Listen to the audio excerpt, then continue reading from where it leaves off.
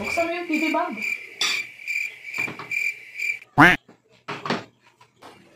Yo, what's up guys? Shout out sa mga nangangain ngayon.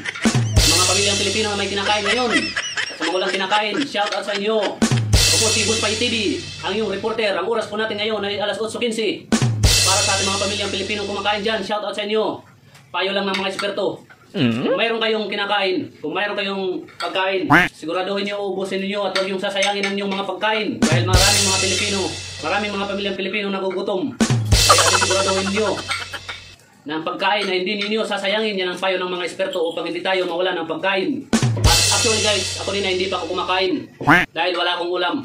Pero okay lang guys, ay sanay man tayo kumain ng walang ulam. Dito meron din akong kanin. Kaya guys, may mga ulam dyan. Ang walang ulam, bigyan naman ninyo ng ulam. Guys, ano nila? Sarap naman ang ulam nila. Fried chicken ang ulam nila guys. Sarap.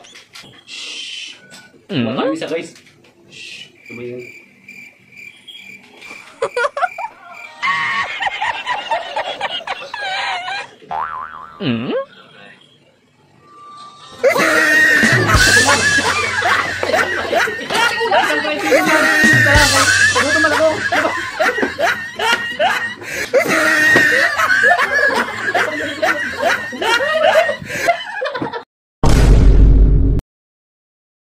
Ha ha ha!